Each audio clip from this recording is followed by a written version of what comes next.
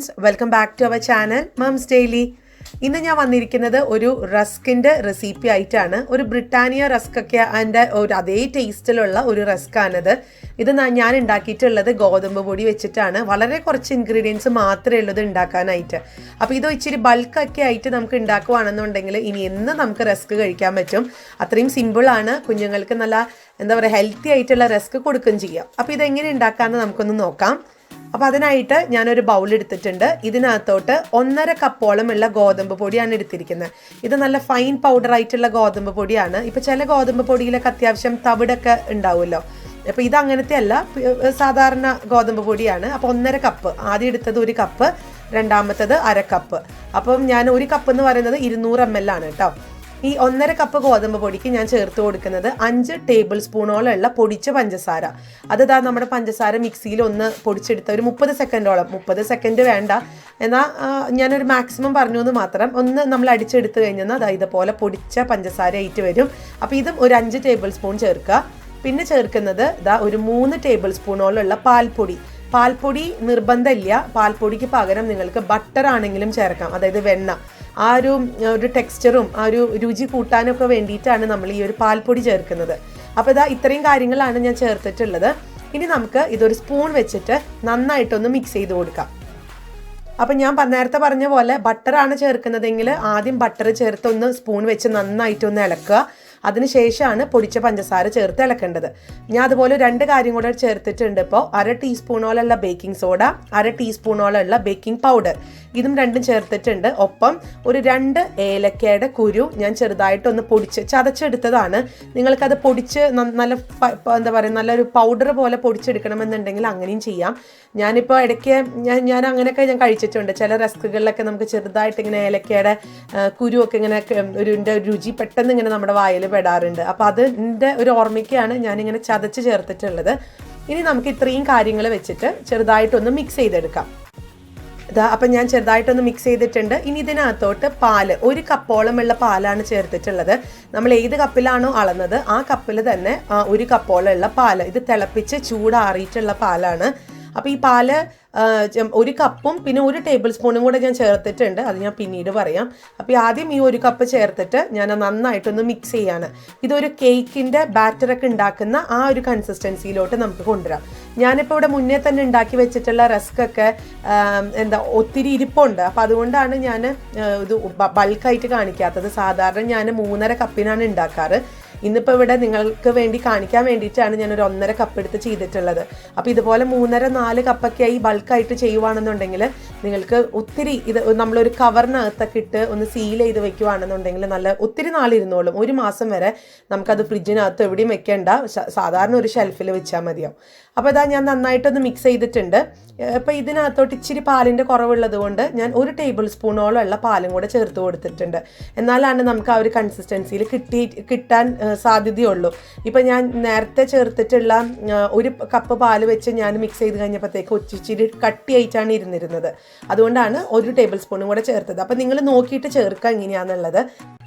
ഇനി ഇതിനകത്തോട്ട് ഞാനൊരു 2 നുള്ളോളമുള്ള മഞ്ഞൾപ്പൊടി ചേർത്ത് കൊടുക്കുന്നുണ്ട്. നമ്മുടെ ഈ റസ്കിന് ചെറിയൊരു മഞ്ഞ കളർ കിട്ടാൻ വേണ്ടിയിട്ടാണ്. ഇത് തികച്ചും ഓപ്ഷണലാണ്. നിങ്ങൾക്ക് വേണ്ടാന്നുണ്ടെങ്കിൽ ഇത് ഒഴിവാക്കാം കേട്ടോ. അപ്പോൾ നമ്മളിത് ഉണ്ടാക്കി കഴിഞ്ഞ് വരുമ്പോൾ ഇച്ചിരി ഒരു മഞ്ഞ കളർ വരും. അപ്പോൾ അത് ഞങ്ങൾക്ക് ഇവിടെ ഇഷ്ടമാണ്, അതുകൊണ്ടാണ് ചേർത്തത്. വളരെ കുറച്ചാണ് ചേർത്തിട്ടുള്ളത്. അപ്പോൾ ഇതാണ് നമ്മുടെ കൺസിസ്റ്റൻസി. കണ്ടോ, ഇത് നല്ല കേക്കിൻ്റെ ഒരു ബാറ്ററിൻ്റെ പരുവാണ്. ഇനി നമുക്ക് ഇതൊരു പാത്രത്തിനകത്തോട്ടൊന്ന് മാറ്റി ഒഴിക്കണം. അപ്പോൾ അതിനായിട്ട് ഞാനിവിടെ ഒരു പാത്രം, ഇതൊരു ഇങ്ങനെ നീളത്തിലൊക്കെ വരുന്ന ഒരു ബ്രെഡൊക്കെ ഉണ്ടാക്കുന്ന തരത്തിലുള്ള ഒരു കേക്ക് ടിന്നാണ് എടുത്തിരിക്കുന്നത്. അപ്പോൾ നിങ്ങളുടെ വീട്ടിൽ ഏത് പാത്രമാണെങ്കിലും ഈ ഒരു ഷേപ്പ് വരുന്ന, നീളത്തിലൊരു ഷേപ്പ് വരുന്ന ഒരു പാത്രം എടുത്താൽ മതിയാവും. അപ്പോൾ ഞാൻ ഇച്ചിരി ബട്ടറാണ് തേച്ചിട്ടുള്ളത്. ഒന്ന് വെച്ചിട്ടൊന്ന് ഗ്രീസ് ചെയ്തെടുക്കുന്നുണ്ട്. നമ്മുടെ കേക്ക് പെട്ടെന്ന് ഒന്ന് വിട്ട് കിട്ടാൻ വേണ്ടിയിട്ടാണ്. ഇനി ഇതിനകത്തോട്ട് നമ്മൾ നേരത്തെ തയ്യാറാക്കി വെച്ചിരിക്കുന്ന നമ്മുടെ ബാറ്റർ ഒന്ന് ഒഴിച്ചു കൊടുക്കാം.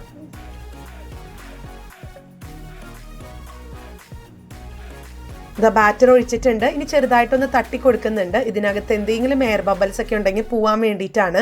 അല്ലാന്നുണ്ടെങ്കിൽ നമ്മുടെ ഈ ഒരു കേക്കാണ് ഈ ഉണ്ടാക്കി വരുന്ന കേക്ക് സോഫ്റ്റായി വരത്തില്ല. അപ്പം നമുക്കിത് എങ്ങനെ ഉണ്ടാക്കാൻ നോക്കാം. അപ്പോൾ അതിനായിട്ട് ഞാനിവിടെ ഒരു പഴയ ഒരു പാത്രമാണ്. ഇത് ഞാൻ ബേക്കിങ്ങിന് വേണ്ടി മാത്രം മാറ്റി വെച്ചിരിക്കുന്ന ഒരു പാത്രമായിരുന്നു. ഇതൊരു പഴയ നോൺ സ്റ്റിക്ക് പാത്രമാണ് കേട്ടോ. അതിൻ്റെ കോട്ടിംഗ് ഒക്കെ പോയപ്പോൾ ഞാൻ ഈ ഒരു പർപ്പസിന് വേണ്ടിയിട്ട് അങ്ങ് മാറ്റി വെച്ചേക്കുക. അപ്പോൾ ഇതാ ഇങ്ങനെ ഈ പാത്രം ഞാൻ ആദ്യം ഒന്ന് ചൂടാക്കിയിട്ടുണ്ട്. ഒരു 5 മിനിറ്റോളം നന്നായിട്ടൊന്ന് ചൂടാക്കുക. ഇപ്പോൾ പാത്രത്തിൽ നല്ല ചൂടുണ്ട്.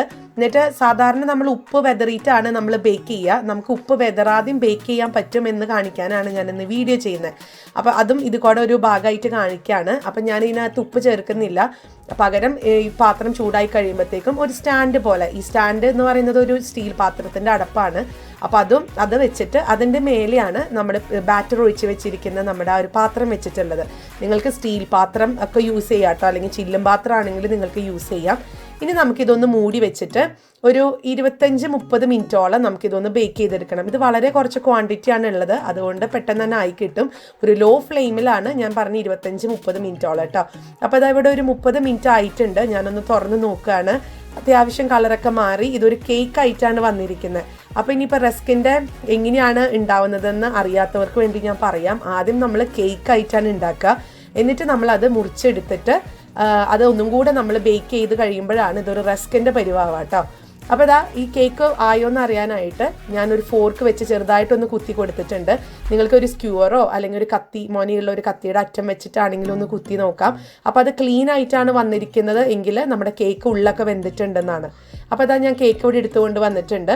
അപ്പോൾ കേക്ക് ചെറുതായിട്ടൊക്കെ ചൂടാറി വന്നിട്ടുണ്ട്. അപ്പം ഞാനിനി ഇതിൻ്റെ സൈഡൊക്കെ ഒന്ന് ചെറുതായിട്ട് ഒരു സ്പൂണോ കത്തി വെച്ചിട്ട് ഒന്ന് ചെറുതായിട്ടൊന്ന് വിടിവിച്ച് കൊടുക്കുകയാണ്. എന്നിട്ട് നമുക്കിതൊരു പാത്രത്തിലോട്ടൊന്ന് കമത്തി നോക്കാം.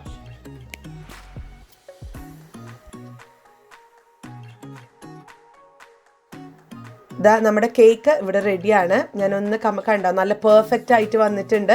ഇതിൻ്റെ പുറകൊക്കെ ആണെന്നുണ്ടെങ്കിലും ഇപ്പം തന്നെ ആ ഒരു കളറൊക്കെ വന്നിട്ടുണ്ട്. അത് നമ്മൾ പിന്നെ മഞ്ഞൾപ്പൊടി ഇട്ടതിൻ്റെയും കൂടെ ഇച്ചിരി ഉണ്ട് കേട്ടോ ആ കളർ അങ്ങനെ ഇരിക്കുന്നത്. ഇതിൻ്റെ സൈഡൊക്കെ നന്നായിട്ട് തന്നെ എന്താ പറയുന്നത് മൊരിഞ്ഞൊക്കെ വന്നിട്ടുണ്ട്.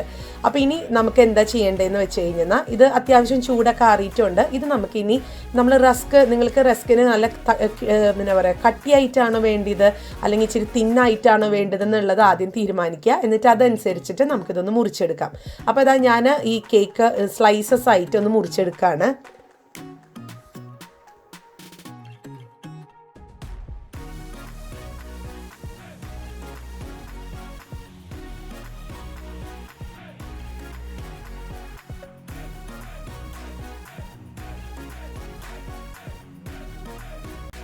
അപ്പോൾ അതാ ഞാൻ ആദ്യത്തെ ഒരു സ്ലൈസ് മുറിച്ച് കാണിച്ചു തരാം. ഇങ്ങനെയാണ് വന്നിരിക്കുന്നത് കേട്ടോ. ഇതിൻ്റെ ഉള്ളൊക്കെ നോക്കിക്കാൻ നല്ല സോഫ്റ്റ് ആയിട്ടാണ് കേക്ക് ഇരിക്കുന്നത്. പിന്നെ അതിൻ്റെ പുറം ഭാഗം ഇപ്പം തന്നെ ഇച്ചിരി ഒരു കളറൊക്കെ ഒന്ന് ഒരു എന്താ പറയുക ഒരു റസ്കിൻ്റെ ഒരു കളറിലോട്ടൊക്കെ വന്നിട്ടുണ്ട്. പിന്നെ ഇതൊരു ഗോതമ്പ് പൊടി കൊണ്ട് നമ്മൾ ഉണ്ടാക്കിയതുകൊണ്ട് കുറച്ച് നമ്മൾ ഈ റസ്കൊക്കെ ആയി കഴിയുമ്പോഴത്തേക്കും ആ ഒരു ഗോതമ്പ് പൊടി കൊണ്ട് ഉണ്ടാക്കുന്നതിനൊക്കെ ഒരു എന്താ പറയുക ഒരു വേറൊരു കളറല്ലേ. അപ്പോൾ സാധാരണ മൈദൊക്കെ ഉണ്ടാക്കുന്നത് പോലെ അത്രയും പെർഫെക്റ്റ് ആയിരിക്കണം എന്നില്ല, ആ ഒരു വൈറ്റ് കളർ വരില്ല. അപ്പോൾ അതുപോലെ തന്നെയായിരിക്കും നമ്മുടെ റസ്കം വരുന്നുണ്ടാവുക. അപ്പോൾ ഇതാണ് ഞാൻ മുറിച്ചെടുത്ത് കൊണ്ടുവന്നിട്ടുള്ള കേക്കുകൾ. ഇതിൻ്റെ അകത്തൊക്കെ കണ്ടോ നല്ല സോഫ്റ്റ് ആയിട്ടാണ് ഇരിക്കുന്നത്. ഇത് നമുക്ക് കേക്കൊക്കെ ആയിട്ട് തന്നെ കഴിക്കാം. പക്ഷെ ഇന്ന് റസ്ക് ആയതുകൊണ്ട് ആണ് നമുക്ക് ഇതിൻ്റെ കുറച്ചും കൂടെ പരിപാടികളുണ്ട്. ഇപ്പോൾ ഇതിൻ്റെ സൈഡൊക്കെ നോക്കുകയാണെന്നുണ്ടെങ്കിൽ കണ്ടോ നല്ല പെർഫെക്റ്റ് ആയിട്ടാണ് അത് നല്ല കളറൊക്കെ ആയിട്ട് ഒരു മൊരിഞ്ഞൊരു കളറൊക്കെ ആയിട്ട് വന്നിരിക്കുന്നത്. ഇനി നമുക്ക് എന്താണെന്ന് നോക്കാം ബാക്കിയുള്ളത്. ഇനിയിപ്പോൾ നമുക്കൊന്ന് ബേക്ക് ചെയ്തെടുക്കണം. അപ്പോൾ ഒന്നും കൂടെ നമ്മൾ ബേക്ക് ചെയ്യുവാണ് കേട്ടോ. നമ്മൾ നേരത്തെ ഉപയോഗിച്ച ആ പാത്രത്തിലാണ് ബേക്ക് ചെയ്യുന്നത്. ഒപ്പം ഞാൻ ഇഡ്ഡലി തട്ടിലും കൂടെ വെക്കുന്നത് കാണിക്കാം. അപ്പോൾ ഇതൊന്ന് നല്ലൊരു പരന്നതായിട്ടുള്ള ഒരു വട്ടത്തിലുള്ള ഒരു രീതിയിലുള്ള ഒരു പാത്രം, ഞാനിതൊരു സ്റ്റീൽ പാത്രത്തിൻ്റെ മൂടികയാണ്. അപ്പോൾ അതാണ് എടുത്തിട്ടുള്ളത്. അതിൻ്റെ മേലെ ഞാനൊരു ഫോയിൽ പേപ്പർ വെച്ചിട്ടൊന്ന് പൊതിഞ്ഞു കൊടുത്തിട്ടുണ്ട്. ഇനിയിപ്പോൾ നിങ്ങൾക്ക് ഫോയിൽ പേപ്പർ ഇല്ലാന്നുണ്ടെങ്കിൽ ചെറുതായിട്ടൊന്ന് എണ്ണ തടവിയിട്ടൊന്ന് ഇതുപോലത്തെ നമ്മുടെ കേക്കുകളൊന്ന് വെച്ച് കൊടുത്താൽ മാത്രം മതി. അതൊന്ന് ഒട്ടിപ്പിടിക്കാതിരിക്കാൻ വേണ്ടിയിട്ടാണ്. അപ്പോൾ ഞാൻ ഈ ഒരു പാത്രത്തിന് ആദ്യം ഒരു 3 കേക്കാണ് വെച്ച് കൊടുക്കുന്നത്. നിങ്ങൾക്ക് ഒത്തിരി വെച്ച് കൊടുക്കാം കേട്ടോ. ഞാനിതിപ്പം കാണിക്കാൻ വേണ്ടിയിട്ട് പെട്ടെന്നൊന്ന് ആവാൻ വേണ്ടിയിട്ടും കാണിക്കാൻ വേണ്ടിയിട്ടാണ് അങ്ങനെ ചെയ്യുന്നത്.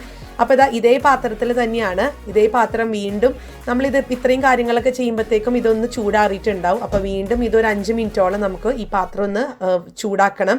അതിനുശേഷം മാത്രമാണ് നമ്മളിത് വെച്ച് ഒന്ന് ബേക്ക് ചെയ്തെടുക്കുന്നത്. അപ്പോൾ ഞാൻ ഈ പാത്രം വെച്ചിട്ടുണ്ട്. നമുക്കൊരു 15-20 മിനിറ്റോളം മൂടി വെച്ചിട്ട് ഒരു മീഡിയം ലോ ഫ്ലെയിമിൽ, തീരെ ലോ അല്ല, മീഡിയം ലോ ഫ്ലെയിമിൽ ഒന്ന് ഇട്ടിട്ട് നോക്കാം. അതേസമയം തന്നെ ഞാൻ മറ്റൊരു അടുപ്പിനകത്ത് ഇഡ്ഡലി പാത്രത്തിലും ഒന്ന് വെച്ച് കാണിക്കാം. അപ്പോൾ ഇഡ്ഡലി പാത്രത്തിലാണ് വെക്കുന്നതെങ്കിൽ നമ്മൾ ആദ്യം ഇതൊന്ന് ഉപ്പിട്ടിട്ട് ഒരു 5 മിനിറ്റോളം ഒന്ന് ചൂടാക്കണം. ഇത് നമ്മൾ കറിക്കൊക്കെ ഉപയോഗിക്കുന്ന ഉപ്പ് തന്നെയാണ്, ഉപ്പിൻ്റെ പൊടി. അപ്പോൾ നിങ്ങൾക്ക് ഈ ഉപ്പിന് പൊടി പകരം നിങ്ങൾക്ക് മണലാണെങ്കിൽ ഉപയോഗിക്കാം. അപ്പോൾ ഇതൊന്ന് ഞാൻ ഇട്ട് കൊടുത്തിട്ടുണ്ട്. ഇനി ഒരു 5 മിനിറ്റ് ഞാനിതൊന്ന് ചൂടാക്കുന്നുണ്ട് ഈ പാത്രം. അപ്പോൾ ചൂടാക്കിയതിന് ശേഷം ഞാൻ ഇതുപോലത്തെ ഒരു ഇഡ്ഡലി തട്ട് വെച്ച് കൊടുത്തിട്ടുണ്ട്. ഈ ഇഡ്ഡലി തട്ടിൽ നമുക്ക് ചെറുതായിട്ട് എണ്ണയോ ബട്ടറോ ഒന്ന് തടവി കൊടുക്കാം. കാരണം ഈ കേക്ക് ഒട്ടിപ്പിടിക്കാതിരിക്കാൻ വേണ്ടിയിട്ടാണ്. ഇത് ഈ ഓവൻ ഇല്ലാത്തവർക്ക് ഈസി ആയിട്ട് ചെയ്യാൻ പറ്റും എന്ന് ഞാൻ കാണിക്കാൻ വേണ്ടിയിട്ടാണ് ഇതിങ്ങനെ ചെയ്യുന്നത്.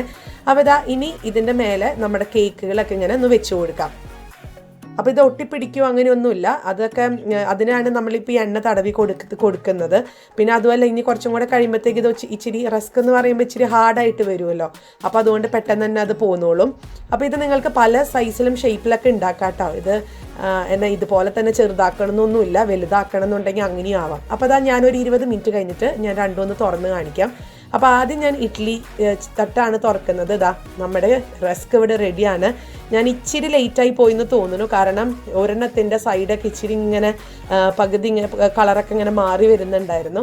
അപ്പോൾ 20 മിനിറ്റ് വെക്കണ്ടായിരുന്നു അന്നേരം. അപ്പോൾ അത് നിങ്ങളൊന്ന് അഡ്ജസ്റ്റ് ചെയ്ത് നോക്കണം. ഒരു 15 മിനിറ്റ് കഴിയുമ്പോഴത്തേക്കും ഒന്ന് തുറന്നൊക്കെ നോക്കി കഴിഞ്ഞാൽ നിങ്ങൾക്ക് മനസ്സിലാവും. അത് കളറൊക്കെ ഒത്തിരി മാറി തുടങ്ങുന്ന സമയത്ത് നിങ്ങൾക്ക് എടുക്കാം. ഇപ്പോൾ ഇവിടെ ഞാൻ 20 മിനിറ്റോളം വെച്ചത് ഇച്ചിരി കൂടിപ്പോയെന്ന് തോന്നുന്നു. അപ്പോൾ നമ്മുടെ ഉപ്പൊക്കെ ഇങ്ങനെ ചെറുതായിട്ട് ഇങ്ങനെ കരിഞ്ഞൊക്കെ ഇരിക്കുന്നുണ്ട്. അല്ലാതെ പാത്രത്തിന് ഒരു കേടുപാടും സംഭവിക്കില്ല കേട്ടോ, അത് ഓർത്ത് വിഷമിക്കേണ്ട. അപ്പോൾ ഇത് നമുക്ക് മാറ്റി വയ്ക്കാം. ഇനി നമ്മുടെ മറ്റേ പാത്രത്തിലുള്ളത് എന്തായെന്ന് നോക്കാം. അപ്പോൾ ഇവിടെയും 20 മിനിറ്റാണ് ഞാൻ വെച്ചിട്ടുള്ളത്. നമ്മുടെ റസ്ക് ഇവിടെ റെഡിയാണ്. അപ്പം നിങ്ങളെല്ലാവരും ഇതൊന്ന് ട്രൈ ചെയ്ത് നോക്കാട്ടെ. ഇത് ഗോതമ്പ് പൊടി കൊണ്ടാണ്, വളരെ ഹെൽത്തി ആയിട്ടുള്ളതാണ്. പിന്നെ ഇത്രയും 20 മിനിറ്റ് വെക്കണ്ടെന്ന് എനിക്ക് തോന്നി. അതാണ് എനിക്ക് തോന്നിയിട്ടുണ്ടായിരുന്ന ഒരു കാര്യം. നിങ്ങൾക്കൊരു 15 മിനിറ്റ് തുടങ്ങി നിങ്ങളൊന്ന് നോക്കുക. പിന്നെ ഇതിപ്പോൾ എന്തായാലും ഞാൻ ഫ്ലെയിമൊക്കെ ഓഫ് ചെയ്തിട്ടുണ്ട്. ഞാനിതൊന്നൊരു പാത്രത്തിലോട്ട് കൊണ്ടുവരാം. അപ്പം ഞാൻ ചെറുതായിട്ട് ഇതിൻ്റെ കരിഞ്ഞ ആ ഒരു സൈഡൊക്കെ ഒന്ന് ഉരച്ചെടുത്ത് വന്നു കഴിഞ്ഞപ്പം പെർഫെക്റ്റ് ആയിട്ടാണ് വന്നിട്ടുള്ളത്. ഇതിൻ്റെ സൈഡൊക്കെ ആണെന്നുണ്ടെങ്കിൽ നല്ല എന്താ പറയുക, നല്ല ക്രിസ്പി ആയിട്ടാണ് ഇരിക്കുന്നത്. അപ്പം ഞാൻ ഇതിൻ്റെ ശബ്ദം ഒന്ന് കേൾപ്പിച്ച് തരാം എത്രമാത്രമാണ് ഇതിൻ്റെ ഒരു ഡ്രൈ ആയിട്ടിരിക്കുന്നതെന്നുള്ളത്.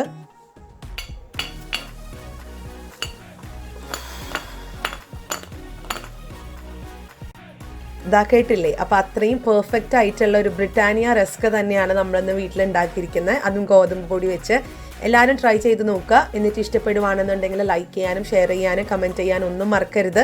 അതോടൊപ്പം തന്നെ നമ്മുടെ ഈ ചാനൽ നിങ്ങൾ ആദ്യമായിട്ടാണ് കാണുന്നതെങ്കിൽ സബ്സ്ക്രൈബ് ചെയ്യാനും മറക്കരുത് കേട്ടോ. അപ്പോൾ നമുക്കിനി അടുത്തൊരു വീഡിയോ ആയിട്ട് ഉടനെ കാണാം. അൻറ്റിൽ ദെൻ ബൈ.